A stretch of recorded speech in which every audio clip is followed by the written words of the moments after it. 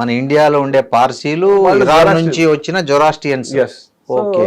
కానీ వాళ్ళు మంచి బిజినెస్ మెన్. మనకి టాటాలు వీళ్ళు చూసాము, చాలా మంది ఇలా మర్చెంట్స్ అని పేర్లు ఉంటుంది. అవునవునవును. ఇప్పుడు బాంబే డైమ్ వాళ్ళు ఉన్నారు కదా, మర్చెంట్ అని చివరి సర్నేమ్ వస్తుందిలేండి, వాళ్ళంతా పర్షియన్లు.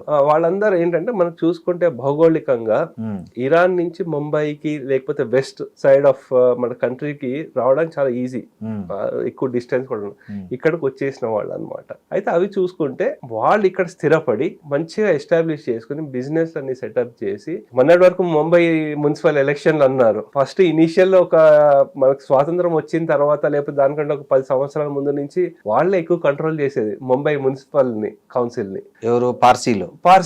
ఓకే. సో అలా ఉండేది. కాంగ్రెస్ లో కూడా నేను కూడా దాదాబాయి నౌరోజీ కూడా వారు కూడా పార్సీలే. సో అందుగురించి పార్సీలు ఎక్కడ ఉన్నారో వాళ్ళు అక్కడ మంచిగా ఆర్థిక పురోగతి చెంది 10 మందికి ఉద్యోగ అవకాశాలు కల్పిస్తున్న వాళ్ళు పార్సీలు. వీళ్ళ ఆరిజిన్ వచ్చేసరికి ఇరాన్ నుంచి అన్నమాట.